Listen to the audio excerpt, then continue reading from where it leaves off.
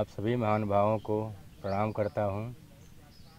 और आप भली भांति जानते हैं कि आज से 1 वर्ष पूर्व पहले मैं यहाँ आया था और आपको उस समय यह दिखाया गया था, आपने देखा था अपनी खुली आँखों से कि गंगा जी में एक नहर निकाली जा रही थी और सैकड़ों पोकलेन काम कर रही थी। उसी दौरान मुझे ब्रह्मचारी जी से मुलाकात हुई और उनसे भी यहाँ के बारे में कुछ जानने की जिज्ञासा थी और जितना संभव था उन्होंने अपने अनुभव से बताया, जो मैं आपको दिखाया। आज लगभग 1 वर्ष बाद मैं पुनः यहाँ आया हूँ और इस कदम वृक्ष के नीचे गंगा जी के तट पर एक छोटी सी गंगा चौपाल के माध्यम से पुनः बताना चाहता हूँ कि तब से अब में क्या परिवर्तन हुआ। तो महाराज जी, आपका इस गंगा चौपाल में बहुत बहुत स्वागत है। और तब आपने मुझे बताया था जब यहाँ से लेके वहाँ तक करीब 5 किलोमीटर की गंगा नहर बन रही थी जी। आज वो गंगा नहर कहाँ गई? यह तो जल बढ़ने से वो बालू हैं, रेत हैं, आकर उनको चपोत दिए, बराबर हो गए माँ का। तो वह गंगा नहर इसी में समा गई। हाँ। तो यानी कि सरकार का या हमारा जो 12-14 करोड़ रुपए था वो उसी में चला गया। जी, गंगा में तो चले गए, रेत हैं, रेत खुनाया बीच में तो पानी बढ़ा, दोनों ओर से मिट्टी उसमें रेत आ गए, बराबर हो गए। तो कैसा लगा आपको? तो यह तो सरकार ने अपना लगाई थी बुद्धि, मगर माँ के आंगा सब बुद्धि फेल हो गई। माँ की इच्छा होगा तो होगा, तो आप तो नहीं हो पाएगा। तो आप संत लोग क्या चाहते थे, नहर बने कि न बने? नहर बनने से तो देखिए रेत हैं, बाबा विश्वनाथ का आंगन के सामने फील्ड है, बहुत लोग बच्चे दौड़ते हैं, अपना रियाज चाहते हैं बहाली होने के लिए। बहुत लोग आते हैं उस पार से अपने घूमते हैं। अब नहर हो जाएगा, ना कोई जाएगा ना कोई आ पाएगा। अब उसके लिए क्या क्या सरकार करेगी। कहने का आशय कि नहर का बनना गंगा जी के लिए कोई शुभ नहीं था। नहीं, गंगा तो गंगा है, देखिए कितने नहर एक बनाई है, गंगा स्वयं है। और आम जनता के लिए भी कोई जो है बहुत लाभप्रद नहीं था। नहीं था उसमें। तो प्रकृति ने जो किया ठीक ही किया। वह गंगा मैया सोच कर अच्छे काम की। आज गौ माता लोग हैं, गंगा में जाकर जल पीती हैं। लीलगाय है, हरिना है, कुल जानवर हैं जंगली, सांड लोग, नंदी हैं, बाबा का जाकर गंगा में जल पीते हैं। नहर खुना गया, उसमें कोई नहीं जाता था। अब सुने हैं कि इस गंगा की रेती पर आने वाले दिनों में मेला लगेगा। अब देखिए क्या क्या कर रहे हैं, और सुनने के तो बहुत मिल रहा है, मगर दिखाई कुछ नहीं हो रहा है। हम तो सुन रहे थे कि एक से कौन सिटी कैंट सिटी क्या बनेगा, टेंट सिटी बनेगा। हाँ, उसमें विदेशियों आएंगे, विदेशी रहेंगे, देशी को भगाया जाएगा।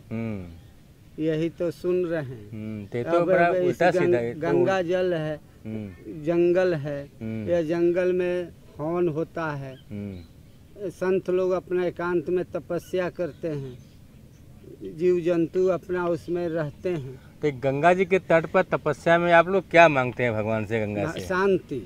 किसके लिए? विश्व कल्याण के लिए। विश्व कल्याण के लिए जी। तो आपका मूल उद्देश्य होता है संतों का कि एकांत में वास करना, प्रभु की आराधना करना, गंगा जल पीना, गंगा जल ग्रहण करना, गंगा में स्नान करना, और जिसका मूल उद्देश्य विश्व कल्याण, जगत कल्याण, मानव मात्र का कल्याण। तो ये अपने को तपा के गंगा का कल्याण चाहते हैं और सरकारें टेंट सिटी बसा के, नहर बना के, दुकान लगा करके वो जो है कल्याण चाहती हैं। तो हम किस कल्याण को अच्छा समझें? कल्याण तो दोनों तरफ है जी। तो अब तो यह जनता जनार्दन की खुद इस पर विचार होगा कि कौन किसके लिए कौन लाभदायक है। सुना आपने, बड़ा सुंदर उत्तर दिया स्वामी जी ने कि अब इस दोनों कल्याण के बीच में यह जनता तय करेगी कि किसमें कल्याण है। और जहाँ तक मैं समझ पा रहा हूँ कि संतों के कल्याण में कहीं आमद नहीं है, पैसा नहीं लगाना है, इनके में तपस्या है और उनके में पैसा है और टैक्स है। तो आप समझ सकते होंगे कि कल्याण तो वही है जहाँ पैसा न लगे, जहाँ टैक्स न भरना हो, जहाँ कर न चुकाना हो, वह कल्याण शायद ज़्यादा कल्याणकारी होता है। और टैक्स दे करके तो हम किसी चीज़ को खरीदते हैं और ख़रीदी हुई चीज़ उतनी उम्दा नहीं होती जो तप के पाई जाती है। यही बात न? जी जी। आप बताइए, आपकी राय में क्या है? सरकार जो प्लान दी है नहर का, वो अपने ही आदमी को ठेका दिया है कि सारा पैसा लेके निकल जाओ, कोई जांच पड़ताल नहीं होगा, जस का तस हो जाएगा। मतलब कि पैसे की बंदर बाट है आपस में। बिल्कुल बिल्कुल। वो सारे ठेका, जितने भी ठेका है पूरे देश में, वो अपने ही आदमी को दे रहा है। और उसी को तो विकास कहते हैं कि विकास कर रहे हैं। जनता को बेवकूफ़ बना रहे हैं। टीवी मीडिया जो झूठ बोल रही है, कंटिन्यू झूठ बोल रही है। आपकी क्या राय है? आप भी तो गंगा जी के तट पर रहते हैं और विकास कार्य आप ही लोगों के लिए हो रहा है, जनता के लिए, जनता के लिए, जनता के लिए, जनता के लिए। और जनता कुछ बोलती नहीं है, वही विकास भी करते हैं, वही बताते भी हैं, वही कहते भी हैं। तो आपको क्या लगता है? क्या बोले? हाँ बोलिए। अरे आप ही लोग तो मीडिया वाले हैं, तो आप ही लोग तो भाई सरकार की सारी नाकामियों को छुपाते हैं, झूठ बोलते हैं, कंटिन्यू डिबेट में झूठ बोलते हैं।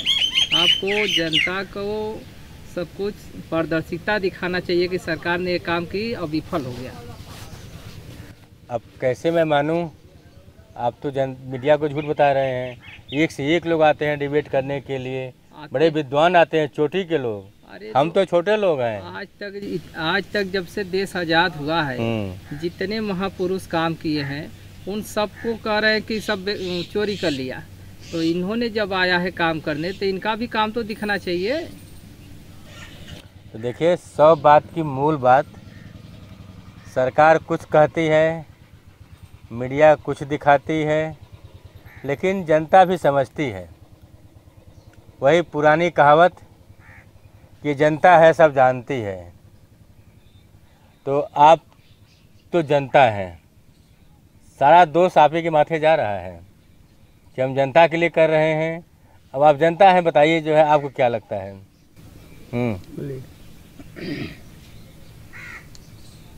एक तरफ से तो जानिए जनता के लिए अच्छी बात है, फिर उसके बाद जो है सरकार के ऊपर जो निकाल रही है। देखिए, हमारा आक्षेप सरकार पर नहीं है, हमारा सवाल सरकार पर नहीं है। हमारा सवाल है कि जो कुछ हो रहा है, आप संतुष्ट हैं, नहीं हैं, क्या होना चाहिए, क्या आपसे भी एक राय लेनी चाहिए? आपको कहाँ खटकता है? अपने विचार बताइए। खटकता ये है कि मतलब एक बन जाएगा नहर, उसमें उस पार जाने के लिए दिक्कत हो जाएगा, कोई जा नहीं पाएगा उस तरह। उसमें कोई छोटा मोटा बच्चा जाएंगे खेलने कूदने खाने, उसमें गिर भी सकते हैं। इतनी ऊंचे ऊंचे करारे बनेगी। आपको गंगा चाहिए कि नहर चाहिए? नहीं, नहर नहीं चाहिए, इसलिए कि उसमें दिक्कत हो जाएगा। एक काशी का महत्व खत्म जाएगा, बन जाएगा। कैसों बरस से अभी तक नहीं बना, ये निकाल रहे हैं यहाँ से नहर के लिए। ये कोई ज़रूरी नहीं है, शुरू से गंगा माता चली आ रही है यहाँ पर, ये उचित नहीं। चाचा जी, यहाँ पर सुना हूँ कि यहाँ पर अखबारों में भी आया था, सरकार ने इधर सुना हूँ कि रोक भी लगा दी है ज़मीन के क्रय विक्रय पर, रजिस्ट्री पर रोक है। आप ज़्यादा जानते होंगे। तो इस खाई में इस 4 लेन क्या 6 लेन सड़क बनाना, क्या करना, कोई फायदा नहीं है। कोई मतलब है इसका? कोई मतलब नहीं है। कैसे? अरे कहाँ नहीं, पानी आएगा सब डूब जाएगा, क्या फायदा मिलेगा? सब सड़क बह जाएगी। और हमेशा सरकार देख रही है कि बाढ़ पीड़ित है, हम क्यों यहाँ बनवावें? लेकिन जनता सरकार को समझ में नहीं आ रहा।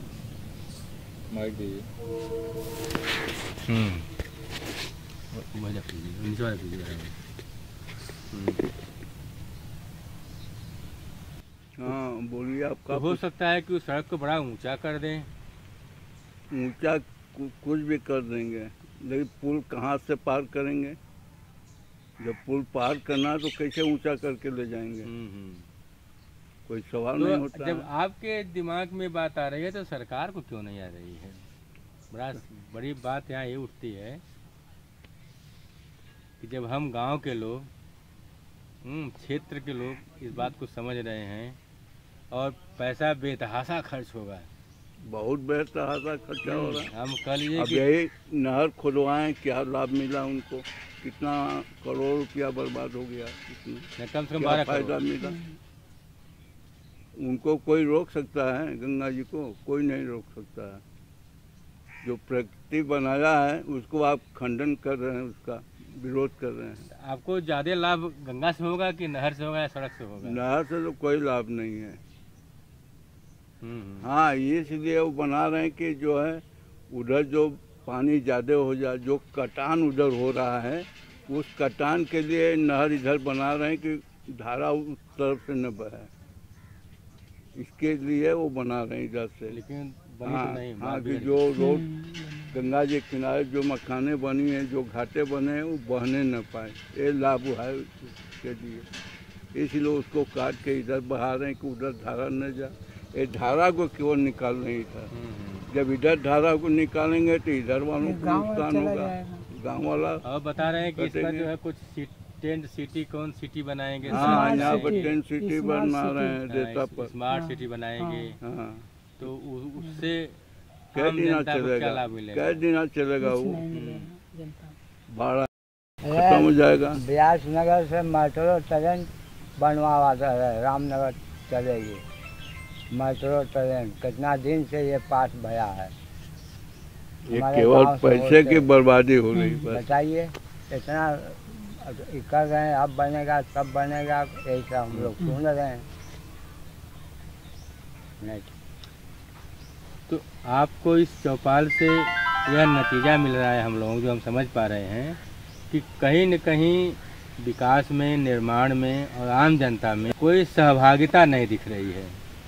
आपस में कोई वैचारिक जो है तालमेल नहीं है, तारतम्य नहीं है, जिसके नाते स्थिति बनी हुई है असंतुलन की, और यह हमेशा घातक होती है। पहली बार हम लोगों में चर्चा हुई थी कि फिर खुदाई होगी, और हमको भी था, अखबारों में भी था, समाचार पत्रों में भी था कि कम से कम 4 बार खुदाई करेंगे। उनके विवेक को धन्य कहा जाएगा, लेकिन एक ही बार में हार मान गए। लेकिन अभी सामान्य पड़ी हुई हैं। आपको क्या लगता है कि फिर खुदाई करने की उनकी हिम्मत है? सुन तो रहे हैं, अब तो ये सरकार जानेगी, सरकारी कर्मचारी जानेंगे कि क्या होगा। मगर हमारे जनता के माध्यम से सुनाई दे रहा है कि फिर पानी, अब बरसात होगा, बरसात का मौसम ख़त्म हो जाने के बाद फिर काम लगेगा। तो फिर अब जो यज्ञ मंडप बने हुए हैं, यहाँ यज्ञ हुए, यज्ञशालाएँ होती हैं, आप लोग तपस्या करते हैं, उसमें तो बहुत विघ्न बाधा आएगी। अब बिल्कुल आएगी, यह हमारी लोग के संते के नहीं आएगी। यज्ञशाला हो, उनको अपना सामने दिखाइए दे रहा है कि गौ माता हैं, नंदी लोग बैठे हैं, सब महादेव महादेव कहते हैं। आकाशी ले सांडों का नंदी जी पर भोलेनाथ सवार होते हैं, पूरा विश्व जानता है, और उन्हीं को मारकर खदेड़ा जा रहा है। क्या तो नहीं तो कहाँ जाएं? जंगल में कट कर घर बन जा रहा है, सिटी हुआ फलान कुल बन रहा है। अजीव जंतुओं को हटाया जाए, बोला जा रहा है कि रक्षा करो, गौ हत्या रक्षा करो, गौओं का कुछ नहीं, उस पर विचार हो रहा है। इस जंगल में गौ माता को लेकर छोड़ दे, बुचड़खाना बन हुआ, गौओं कितने मर गई, जल बिना, अन्न बिना। कुछ लोग बची तो हम अपने जल भर भर के गंगा जी से उन लोग को जल पिलाया गया। कुछ जी गई तो उन लोग को पानी मिला, चारा मिला कुछ, तो वह लोग यहीं रहने लगी, आज भी रह रही हैं। तो बनेगा कुल सिटी तो फिर यहूँ से खदेड़ दिया जाएगा, मगर कहा जाएगा कि महादेव के मैं भक्त हूँ। महादेव के हकीकत तो भक्त नहीं कहा जाएगा। महादेव के भक्त कहा जाता है कि उन नंदी को सुरक्षित व्यवस्था किया जाता है। यहाँ जनता जनार्दन कुछ भी पुल बनेगा, वह बनेगा, आज तक कुछ नहीं कार्य हुआ। तो आप देख रहे हैं कि संतों के जेहन में कहीं न कहीं से यह कार्य योजनाएं या विकास खटक रहा है। उन्हें भी यह भय व्याप्त है उनके हृदय में कि हम भी कल यहाँ गंगा के तट से हटा दिए न जाएं, या यूँ कहिए भगा दिए जाएं। मेरी गौएं कहाँ जाएंगी, मेरे नंदी महाराज कहाँ जाएंगे, जिस पर बाबा विश्वनाथ सवारी करते हैं। और हमारे यहाँ तो यह परंपरा से कहा गया है, बात चली आ रही है, आप सब जानते हैं कि इस धरती का बोझ बैलों के कंधों पर है, क्योंकि कृषि का सारा दायित्व तो पहले उनके कंधे पर था। तभी आपकी मशीनें, ट्रैक्टर वगैरह नहीं थे, तो सारा दायित्व तो उनके कंधे पर था। बच्चों को के पालन पोषण का दायित्व तो गौ माता के कंधे पर था। और कितना साहचर्य जीवन था, लोग एक दूसरे के साथ सहयोग करते थे और सकुशल अपना जीवन संपन्न करते थे। पर वहाँ भी असंतुलन आ गया है। ट्रैक्टर आने से बैलों के ऊपर प्रभाव पड़ा, पॉकेट का दूध आने से गौओं पर प्रभाव पड़ा, और विकास के आने पर यह सब कुछ अस्त व्यस्त हो गया। तो संत भी घबराए हैं, समाज भी घबराया हुआ है, पढ़ा लिखा वर्ग भी घबराया है, पर वह कह नहीं पा रहा है। मीडिया के ऊपर अलग लांछन है, उस लांछन को दूर करने के लिए सोशल मीडिया उत्पन्न हुई। वहाँ भी तरह तरह के जो है विवाद आ रहे हैं, गौएं भटक रही हैं, समाज भटक गया है। तो कहीं न कहीं से हमें, आपको, सरकार को, जनता को मिल करके एक बार फिर विकास को नए सिरे से परिभाषित करके और प्रकृति के साथ बढ़ना चाहिए, जहाँ तक मेरी समझ में आ रहा है और आप भी समझ रहे होंगे। देखिए, प्लास्टिक खा रही गौ, यही सब जो है समस्याएं पैदा होती हैं। कहीं प्लास्टिक खा रही हैं, कहीं गंदा खा रही हैं, और संत परेशान है, गृहस्थ परेशान है। विकास का प्लास्टिक, विकास का कचरा गंगा ढो रही है, विकास का कचरा गौएं खा रही हैं, विकास का कचरा हम भी खा रहे हैं, और दिन प्रतिदिन नए नए रोग का शिकार होते जा रहे हैं। अस्पताल नाना प्रकार के रोगों से पटता जा रहा है, और अस्पताल की क्या मार है वो आप सब झेल रहे हैं। तो हमारी इस गंगा चौपाल में हम लोगों ने देखा कि संत का क्या विचार है और आम जनता जनार्दन का क्या विचार है, क्या राय है, वे क्या चाहते हैं और कहाँ पर त्रुटियां हो रही हैं, कैसे उसका समाधान किया जाए। और आपने इसके लिए हमारे लिए समय दिया, आप लोगों ने यहाँ आए और इतना कीमती अपना विचार व्यक्त किया, जिससे कि हम आम जनता को रूबरू कराएंगे।